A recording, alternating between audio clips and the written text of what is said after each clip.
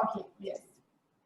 Pessoal, tudo bem agora? Vamos então começar a nossa reunião científica agora.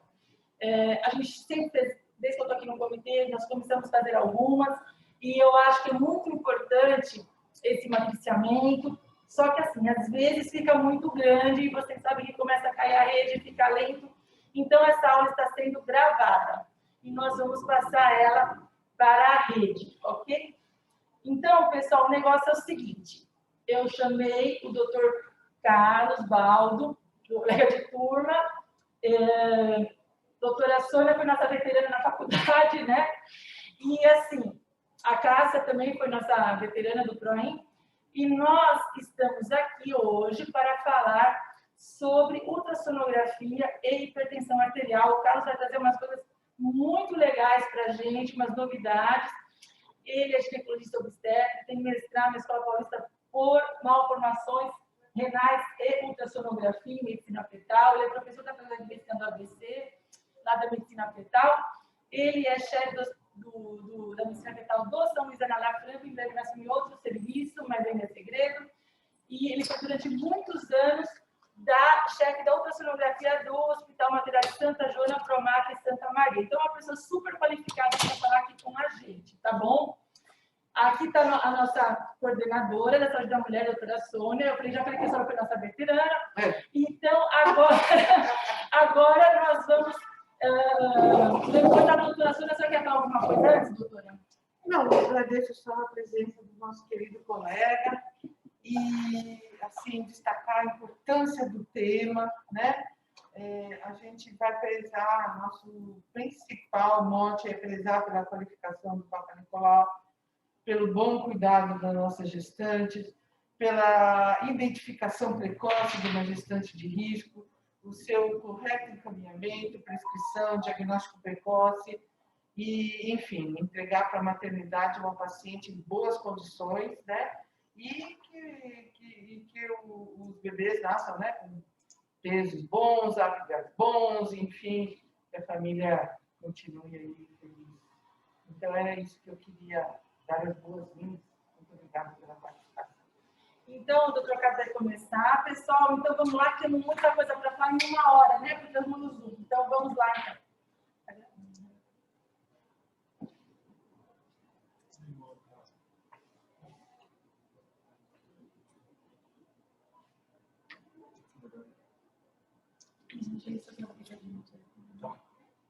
Boa tarde. Eu queria, em primeiro lugar, agradecer o convite que a Cláudia fez. Foi um prazer ver a doutora Sônia também.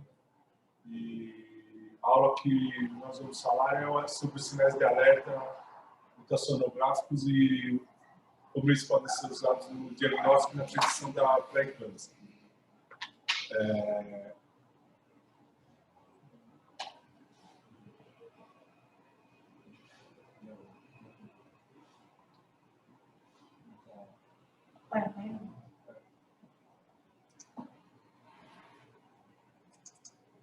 Foi. Então, a gente,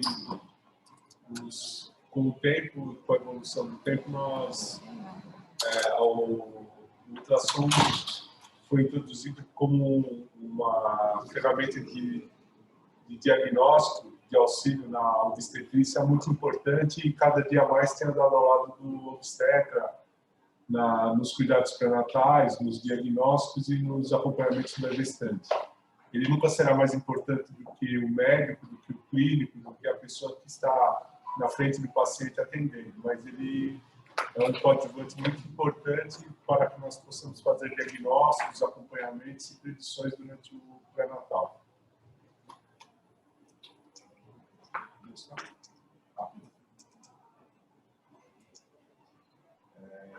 E como nós podemos ajudar o médico, o obstetra, dentro desse contexto do acompanhamento dessa gestante.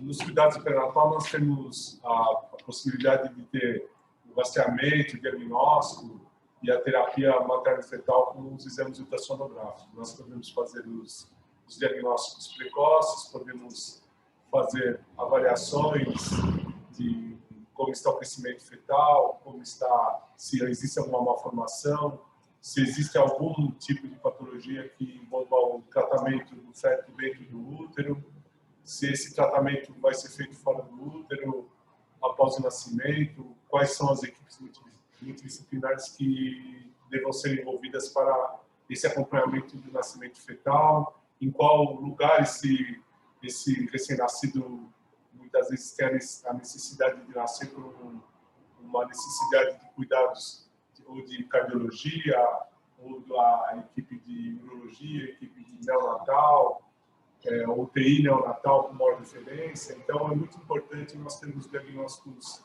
precisos das patologias fetais durante o pré-natal.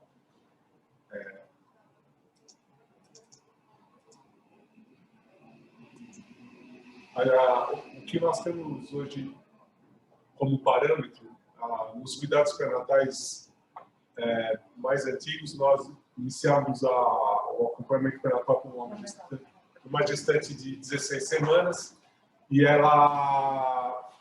nós começávamos as consultas mensais e no fim da gravidez com as consultas semanais. O que se tem proposto hoje com o Dr. Kipros há muitos anos, né, é a inversão dessa pirâmide de cuidado da gestante. Então, seria importante essa primeira consulta com 12 semanas, com uma avaliação com o exame ultrassonográfico, uma avaliação clínica cuidadosa, a busca de dados que possam sugerir pacientes que tenham uma hipertensão, que tenham risco de pré-eclâmpsia, que tenham algum neném com algum tipo de malformação durante esse primeiro exame do primeiro trimestre. E dentro disso nós vamos classificar essa gestante, se é uma gestante de baixo risco ou se é uma gestante que possa ter algum risco para que nós tenhamos que ter cuidados dentro desse pré-natal. Trazer um cuidado multidisciplinar, trazer para um pré-natal de alto risco, ter um acompanhamento mais perto dela, ou se é uma paciente que nós vamos ter um cuidado de uma gestação de baixo risco, fazendo o exame dela de 20 semanas, o segundo exame obstétrico dentro da área ultrassonográfica e o acompanhamento até o momento do parto dela. Dentro desse contexto, eu pensei em falar quais são os exames ultrassonográficos importantes para o acompanhamento de uma gestação, que seriam exames que, quando possível, deveriam ser realizados para nós fazermos o rastreamento adequado dessa gestante e desse feto. Então, seria a ultrassom transvaginal inicial, para nós termos uma datação precisa dessa gestação, que seria até mais ou menos 10 semanas, né? Que nós veríamos se esse embrião está implantado na cavidade uterina, se não tem nenhuma alteração de implantação, se é uma gravidez cornual, se é uma gravidez ectópica, se é uma gravidez heterotópica, o número de embriões, se existe algum quadro de hematoma retroplacentário, se existe algum tipo de cuidado que nós teríamos que tomar mais precocemente para essa gestação. O ultrassom morfológico do primeiro trimestre, que hoje nós iniciamos esse ultrassom, mais para frente eu vou falar mais sobre esse exame, e também introduziríamos o rastreamento da pré-eclâmpsia nesse momento do pré-natal. O ultrassom morfológico de segundo trimestre e, junto com ele, a medição do colo uterino via transvaginal, que é um exame hoje que se preconiza para o rastreamento do risco de parto prematuro. A ecocardiografia fetal com Doppler colorido, as doenças cardíacas fetais são as mais prevalentes do feto, elas podem chegar em torno de 3% das gestações e é a malformação mais comum que nós podemos encontrar no feto. Então, é importante ter um diagnóstico pré-natal de cardiopatias fetais, porque são fetos que são gestações que vão ter que ser realizadas, partos realizados em lugares de referência, que tem as medicações adequadas para o nascimento, para o controle da cardiopatia, equipe de cirurgia cardíaca muitas vezes preparada para o tratamento imediato ou tardio desse feto, dependendo da alteração que nós encontrarmos. E, geralmente, entre 26 e 30 semanas, a realização do ultrassom estético com Doppler colorido, para sabermos como está o crescimento, se dá adequado o crescimento desse feto, se o Doppler das artérias uterinas tem alguma alteração que nos sugira a evolução para um quadro de restrição de crescimento, que também seria um segundo momento que nós poderíamos mudar o fluxo dessa paciente de um pré-natal de baixo risco para um pré-natal de alto risco.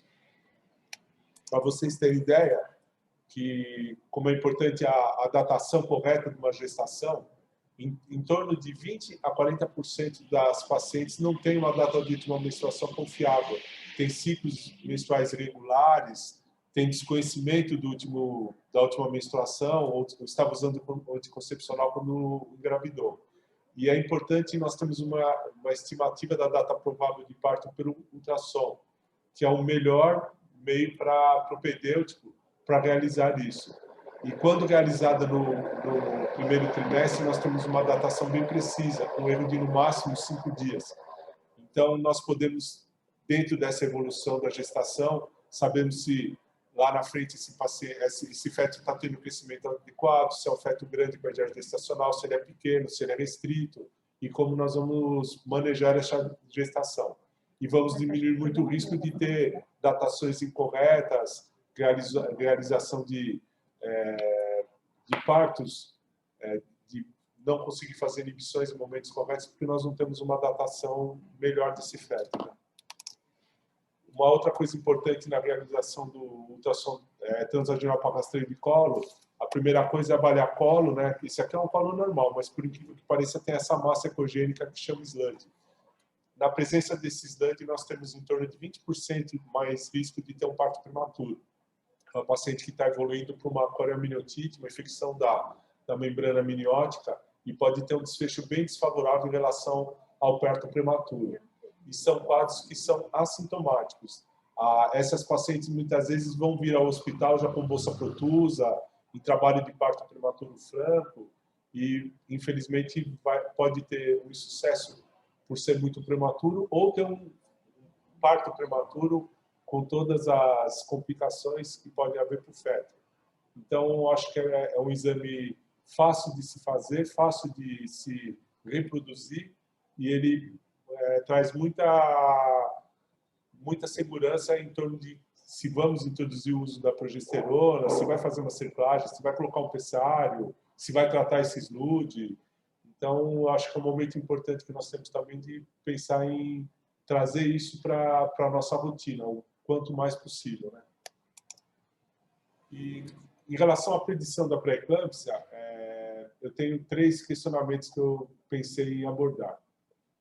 Durante o primeiro trimestre, nós temos algo como tentar identificar pacientes que têm um risco aumentado de pré-eclâmpsia. Recomenda-se alguma intervenção? Não tem problema. Recomenda-se alguma intervenção quando nós temos esse diagnóstico dessa paciente? E como o exame ultrassonográfico ele pode nos ajudar para fazermos esse rastreamento da pré-eclâmpsia? A gente tem a primeira coisa, nós vamos falar sobre as questões clínicas e os dados clínicos. Hoje em dia tem esse comitê de hipertensão da Febrasgo, né? Tem a presença de vários médicos ilustres e que tem bastante experiência e tem bastante são pessoas que têm bastante referência e que eu acho que devemos seguir também dentro do que eles pensam e do que eles falam. Mas eles acreditam muito no rastreamento clínico, né? Porque, na verdade, muitas vezes a realidade do pré-natal da nossa rede pública é essa. Nós, muitas vezes, não temos condições de pedir um ultrassom obstétrico no primeiro trimestre. Quem faz ultrassom, muitas vezes, não nos dá os dados necessários de Doppler.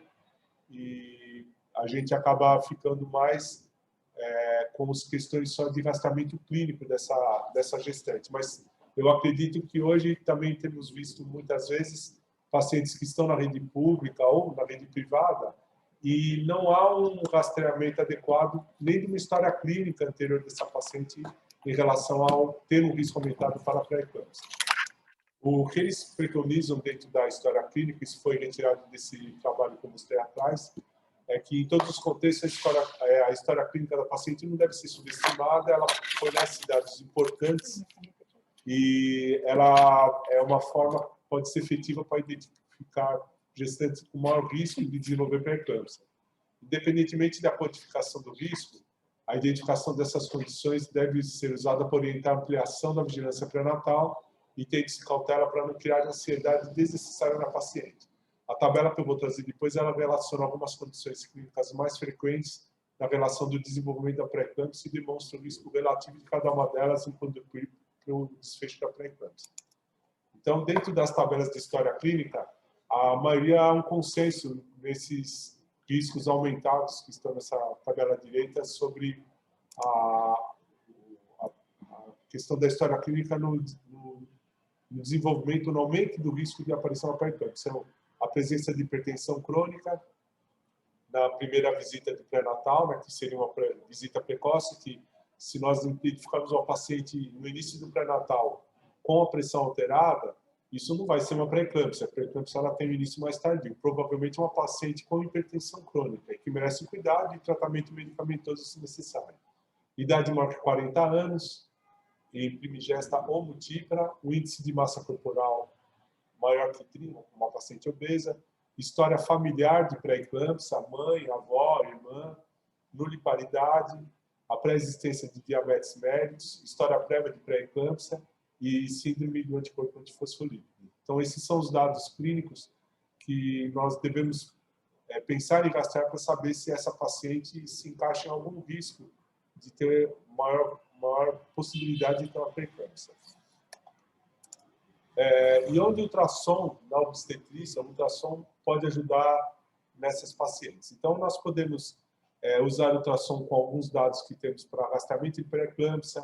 Depois que temos uma datação adequada, nós temos que pensar nos fetos pequenos para a idade gestacional, se ele é pequeno, se ele é restrito, como nós vamos conduzir esses casos, qual o tipo de acompanhamento que nós precisamos fazer para ter um desfecho mais favorável para esses fetos, ao momento oportuno de internar, o momento oportuno de interromper esse parto. Isso a gente tem que trazer para perto e para os centros de referência. E a questão do parto pré-termo, que hoje em dia eu acho que uma coisa que nós podemos interagir com isso é a questão da medida do colo uterino, né? Que a gente muda muito essa história e dentro dessa avaliação, como eu digo, a presença do SLUD é um marcador importante. E uma coisa muito difícil se não tivermos dados, é que, como eu disse, são pacientes que não têm um quadro clínico, elas não têm dor, elas não têm muitas vezes um quadro clínico que nos faça pensar que ela esteja em desenvolvimento de um quadro de parto prematuro. A única coisa que também tem são infecções, não só as infecções vaginais, mas infecções urinárias e outras coisas. Mas há um universo de pacientes que não têm esse quadro clínico que podem estar evoluindo num quadro do encurtamento de colo e nós, muitas vezes, não temos a possibilidade de fazer isso, né? Esse diagnóstico. E como nós vamos atuar frente a frente nós temos esses diagnósticos, né? Então, na avaliação do primeiro trimestre, eu considero hoje um dos exames mais importantes que nós temos para um rastreamento desse feto. O primeiro exame que nós temos condições de ver muitas coisas envolvidas na avaliação desse feto. Então, por exemplo, na face, nós vamos ver a mandíbula, se tem micrognatia, se tem uma face alterada mais achatada que nos chama a favor de ter síndromes. Podemos avaliar a maxila, as fendas palatinas, avaliação do osso nasal, avaliação da integridade de calota craniana, se é um paciente que já está evoluindo para sequência craniana, encefalia, se existe alguma abertura que nos sugira encefalocele. Podemos avaliar a fossa posterior para saber se existe a possibilidade de ser pensado no diagnóstico de espinha bífida, síndrome de Oakley, hipoplasia de vértice, avaliação dos plexos coroides na pesquisa da holoprosencefalia, ventriculomegalia, o rastreamento da pré-eclâmpsia através do Doppler, avaliação da translucência no colo, rastreamento de cromossomopatias, síndromes genéticas, cardiopatias. Hoje, nós fazendo o exame, nós temos como hábito hoje fazer uma avaliação transvaginal para termos melhores dados desse feto.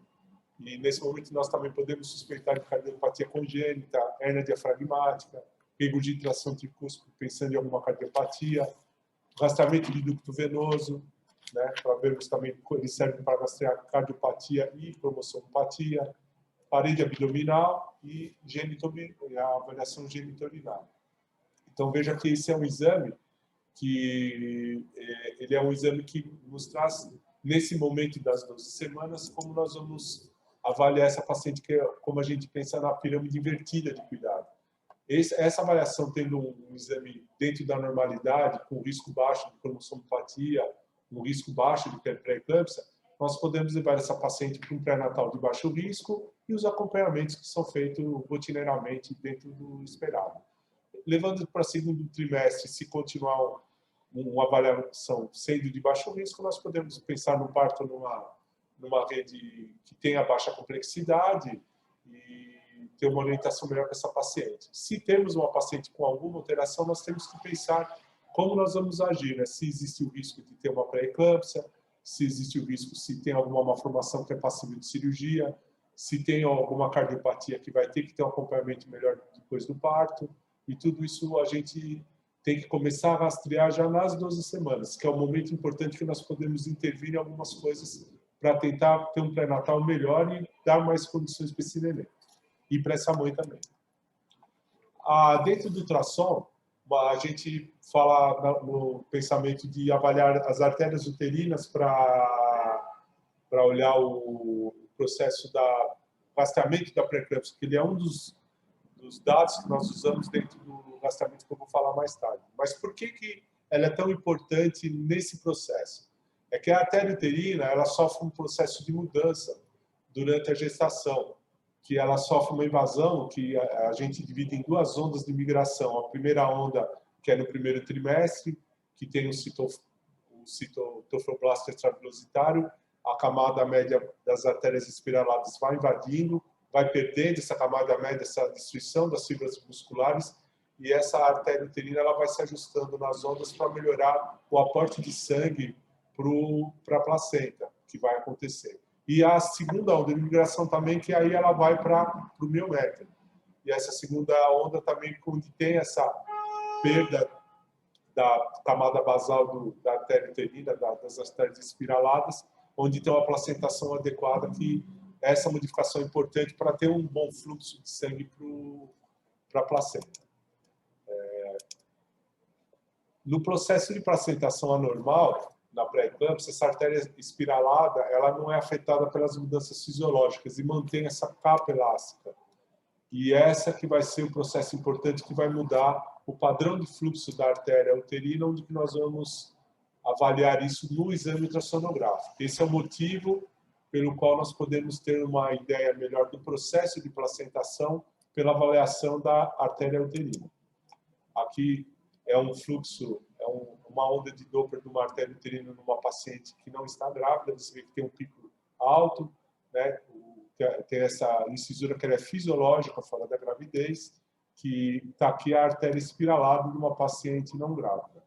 Durante a gravidez, por causa da decidulação, numa gestação normal você vê que tem a perda dessa camada e a troca de nutrientes fica muito melhor, e a gente tem essa mudança da onda da artéria uterina pela diminuição da resistência dela.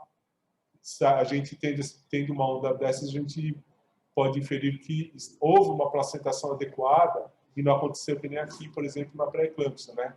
Que ela vai trazer um padrão de onda bem parecido com esse, muitas vezes. Isso é um sinal que pode haver um risco maior de ter um processo de pré-eclâmpsia, restrição de crescimento, né? Durante essa gravidez. E quando a gente fala do outro marcador, que seria o fator de crescimento placentário, o PLGF, né? Ele tem um comportamento quando numa placentação normal, esse fator de crescimento ele segue um padrão de ficar mais alto, né? Dentro da normalidade, ele tem esse padrão de crescimento durante a gravidez, numa gestação normal. Uma paciente que vai ter pré-eclâmpsia, o fator de crescimento tem níveis menores, o que indica que não houve uma placentação tão boa. E isso também é um marcador que nós utilizamos hoje. Inclusive agora, eu acho que foi ontem, a Agência Nacional de Saúde, ela falou que os convênios estão liberados, eles são obrigados a cobrir esse exame durante o pré-natal. Eu acho que é uma vitória muito grande para a gente, para nós adicionarmos no controle dessas pacientes como rastreamento. Não só de pré-eclâmpsia, mas talvez ele tenha como um marcador também importante na predição da restrição de crescimento fetal. São patologias que podem andar junto durante a gestação. Muitas pacientes com pré-eclâmpsia, principalmente precoce, evoluem com uma restrição de crescimento, mas ela pode ter uma restrição de crescimento tardia e ter uma evolução um pouco mais para frente, muitas vezes não estando associada com a pré-eclâmpsia. Essa é a curva do PLGF na gravidez. E também junto tem os fatores angiogênicos e anti-angiogênicos, que seria o soluble fluid, que nos casos de hipóxia placentária também muda a curva. O soluble fluid ele fica mais alto e o PLGF fica mais baixo. Então essa relação também muitas vezes é utilizada no rastreamento da pré-eclâmpsia. Então, onde que o Doppler das uterinas ele entra? Ele entra nesse rastreamento porque a gente sabe que ele tem uma curva de normalidade e o seu índice de pulsatilidade, hoje nós utilizamos mais o índice de pulsatilidade médio das artérias uterinas, hoje nós não temos tido mais a tendência de rastrear o índice de resistência e nem os achados isolados dele. Então, esses softwares que têm sido apresentados, eles estamos dando mais valor para o IP médio da artéria uterina, que eu acho que é hoje o marcador que está ficando como padrão no rastreamento, tá? E a Figo, ela em 2019 ela publicou ela soltou esse manuscrito falando sobre. Acho que ainda temos 40 minutos. Tá. Não, temos mais 10 minutos. Qualquer coisa, a gente emite outro link, não tem problema. Se você precisar continuar, a gente solta outro link, tá bom? Então, ela tem lançado algumas recomendações, principalmente um guia para o rastreamento e prevenção da pré-eclâmpsia no primeiro trimestre, tá? E o que ela fala aqui, o resumido desse trabalho, é que ele fala que deveria ser oferecido para todas as gestantes, né, no primeiro trimestre, a combinação dos riscos maternos com os biomarcadores, né, que seria o PLGF e algumas vezes o PPA, e um cálculo de risco que é livre, ele é de graça, né, nesse site, né, feito medicine.org.research access pré-eclâmpsia. E a FIGO encoraja que haja essa pesquisa e, quando possível, a utilização dos marcadores que são os fatores de risco materno, o índice de pulsatilidade média das artérias uterinas e a medida da pressão arterial média da mãe. e o PLGF quando possível, né? E eles acham que isso deveria ser oferecido para a população em larga escala para nós tentarmos diminuir, principalmente a forma mais grave da pré-eclâmpsia, que é antes das 32 semanas. Esse aqui é o site eu printei o site da Fetal Medicine Foundation.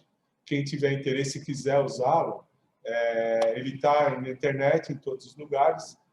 E essa página, ela abre assim, aí você vem aqui em Calculators e ela abre aqui. Pré-eclâmpsia, 12, 14 semanas, tá? Depois disso, abre essa página, aí ela vai pedir para a gente colocar os dados, né, se é uma gestação única ou gemelar, o tamanho do CCN, né, a medida que foi feita no exame do dia, e a data do exame, né, que você vai colocar, a data de nascimento da paciente, a altura, peso, origem racial, se ela fuma, se a mãe teve pré-eclâmpsia, se ela foi uma gestação por FIV, uma gestação espontânea, se tomou indutores de ovulação, e a história clínica da paciente. Se ela tem pressão alta, diabetes tipo 2, lúpus eritematoso, síndrome antifosfolípide. Se ela tem filhos, aí vai para um outro link com qual foi a data do último parto, quantas semanas teve, se teve pré-eclâmpsia na outra gestação. Ou se é uma NURI para o primeiro filho dela. Quando você entra no site pela internet, pelo Google, né, você abre aqui, ele já abre as janelas que vai colocar os valores, da pressão arterial sistólica e diastólica. Você tem que medir 2 vezes no braço direito e 2 vezes no braço esquerdo. E ela já faz o cálculo automático para colocar a pressão média. E das artérias uterinas também. A data da realização do exame. E depois disso, se você fez os marcadores, você coloca aqui. Se você não fez, não tem problema nenhum. Você vai fazer um cálculo de risco. Ela vai te fornecer o risco. Esse risco, depois, ele vai estar dentro ele vai ver o risco, se o risco individualizado, o risco inicial pela história clínica e o risco pelos outros marcadores. Se esse risco for menor do que 1 para 100, sugere-se o uso do AAS, já iniciando-se com 12 semanas, até as 36 semanas. Esse trabalho foi o ASP, né? Que inclusive o Dr. Daniel Munique é um brasileiro, ele ficou algum tempo lá na Fetal Medicine Foundation, e eles fizeram esse estudo combinando os screen de vários marcadores, e foi um estudo randomizado, grupo cego, e o uso da aspirina na prevenção da pré-eclâmpsia. Resumindo, né, as implicações práticas desse estudo, ele fala que as mulheres com gestação única, identificadas de alto risco, o risco maior que 1 para 100, elas, durante o primeiro natal, foi administrar-se uma dose de, lá eles falam 150 miligramas, aqui a gente fala em 100 miligramas, porque nós não temos essa formulação disponível na rede pública, iniciando entre 11 e 14 semanas, que é a época que nós fazemos esse morfológico do primeiro trimestre, usando até as 36 semanas, que reduz a incidência de pré-eclâmpsia na forma mais grave em 60%.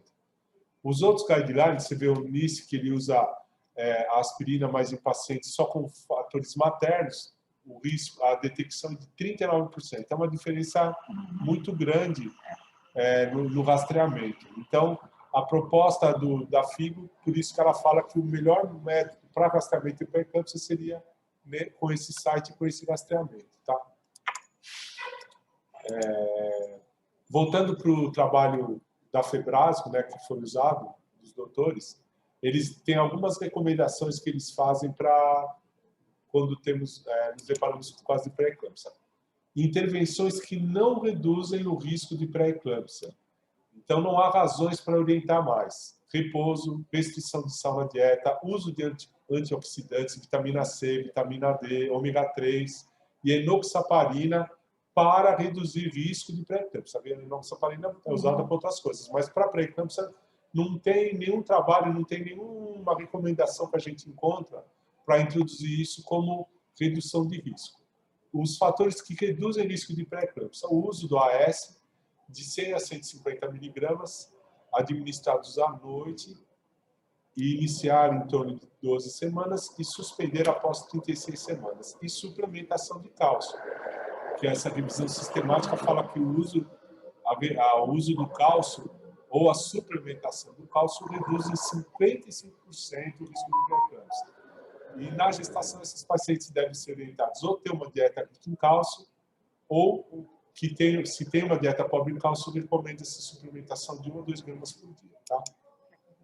Então, o que nós temos como levar de mensagem, né, que nós devemos utilizar o rastreamento para a identificação precoce dessas mulheres com risco de pré-eclâmpsia. Eu acho que temos que investir pesado na predição dessas fases, nem que seja só a história clínica, a história clínica na aferição de PA, o uso do Doppler das artérias uterinas, os exames laboratoriais, mas alguma coisa nós temos que utilizar para tentar rastrear essa paciente de risco e tentar usar o AS. Gente, vai cair a aula, vocês entrem de novo, né, no mesmo link, tá bom? Nós vamos sair e aí é só vocês entrarem de novo no mesmo link que a gente continua, tá legal? Vamos sair daqui. Aqui, né? Stop. Sair. Ó, Isso.